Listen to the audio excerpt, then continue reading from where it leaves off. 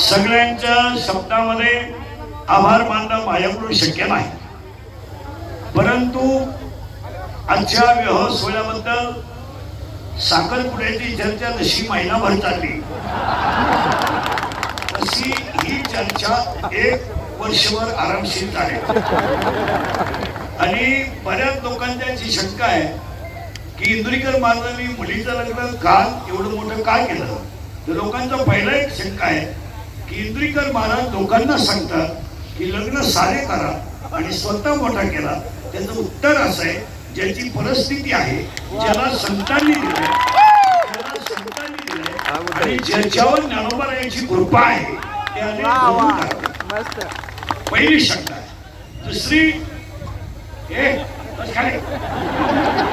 दुसरी एक बोलण आहे की एवढे आज जरा जेवण झालं त्यात 2-3 कमेंट पडल्या जेवणाच्या की इंद्रिकर महाराज एवढं जेवण घालतात, मग त्यांनी मठ्ठ्यावर मी बोलतो, त्यांनी मठ्ठा केला का. तर पहिल्या प्रश्नातून मठ्ठा मी माझ्या सगळ्या कार्यक्रमातून वजा केला, म्हणजे त्याच्याबद्दल बोलायचं तुम्हाला राईट नाही. दुसरी गोष्ट, बऱ्याच लोकांनी गुलाबजामुनची चर्चा केली, तो लांब असावा. मी गुलाबजामुन केलाच नाही, हा दुसरा मुद्दा केला. तिसरा मुद्दा असा होता लोकांचा की बऱ्याच आज दिवस बरोबर होत्या की तिसरी गोष्ट अशी होती, महाराष्ट्रीयन जेवण असावं. लोकांनी तसं काय केलं तर रात्री, सकाळी आणि आत्ता आपण जे जेवण केलंय, आम्ही शुद्ध सात्विक वारकरी माणसं आहोत. आम्ही महाराष्ट्रातली आहोत, छत्रपतीच्या रक्ताचे आहोत. आम्ही दुसरं पदार्थ खाऊ शकत नाही, ही पहिली गोष्ट आहे. मग बऱ्याच लोकांची उद्या एक शंका राहील की ह्या माणसाने एवढा कार्यक्रम मुलींचा का केला. मला तुम्हाला बसणाऱ्यांना माहीत असेल, आमची मुलगी आणि मुलगा आज मोठा झाला हे तुम्हाला आज दिसतं.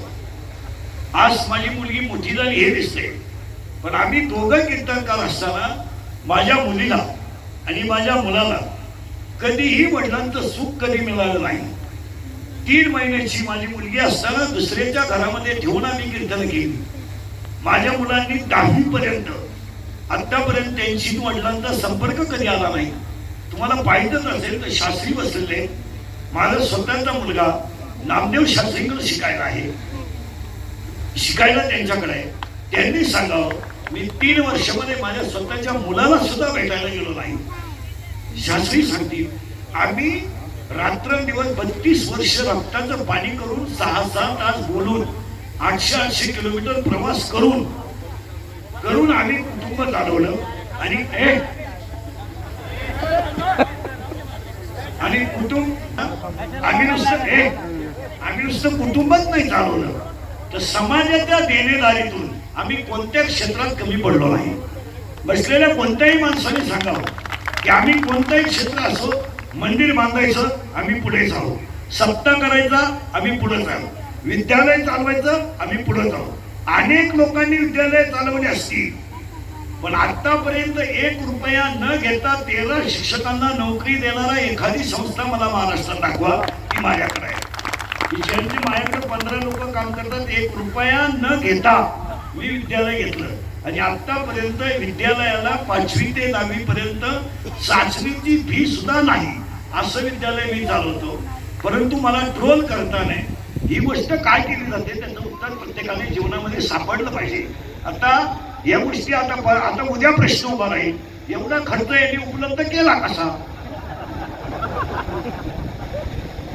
हे पैसे आणले कुठून. मग काही एक वर्ग असा म्हणेल जनतेनेच गोळा केले आणि जनतेला दिले, दुसरा वर्ग असा म्हणेल त्यांनी जनता लुटली,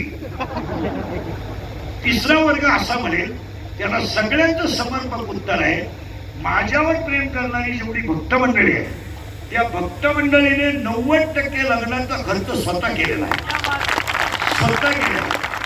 स्वदेश प्रॉपर्टी असेल, कातोरे साहेब असतील, आमचे सगळे मित्रपरिवार असेल, तुम्ही बँडवाल्याला विचारा, मंडपावाल्याला विचारा, आचार्याला विचारा, आतापर्यंत माझ्याशी 26 वर्षात एकाही बँडवाल्याने आचार्याने व्यवहार केला नाही.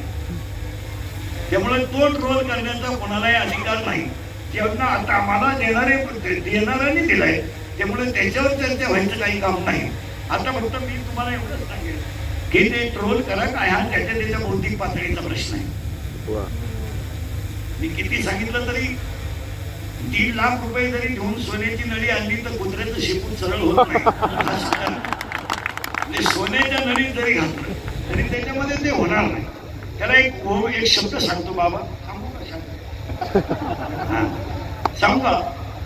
विश्वामध्ये जेवढे ग्रंथ झाले त्या ग्रंथांमध्ये श्री गणेशाय नमः, ओम श्री गणेशाय नमः, ओम नमो शिवाय. पण चांगदेव 65 लिहिताना चांगदेव 65 मध्ये 3 गोष्टी अशा आल्या, एक हठयोगी आहे आणि एक ज्ञानयोगी आहे.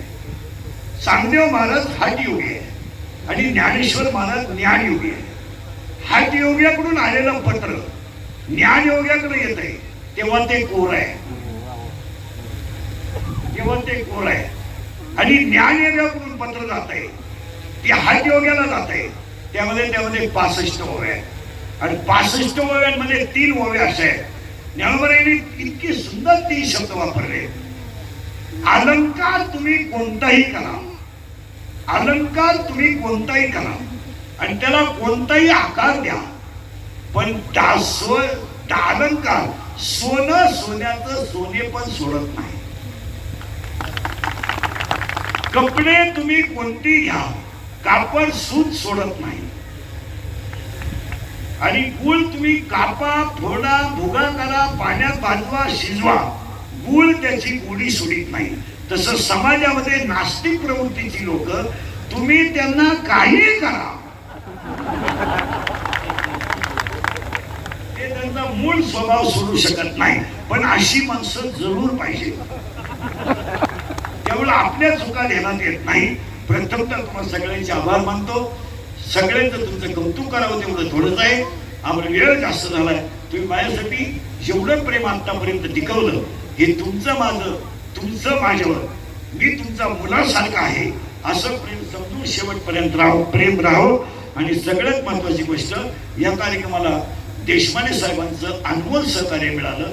आणि हा कार्यक्रम कातोरे साहेब, देशमाने साहेब भक्त परिवारानेच केला.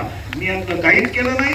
याच्यानंतर गुरुवारी शास्त्रींची आशीर्वाद होती आणि लंगत मंगलाष्टक होती. एक विनंती आहे, जेवण सगळ्यांनी करून जायचे. जय हिंद, जय महाराष्ट्र.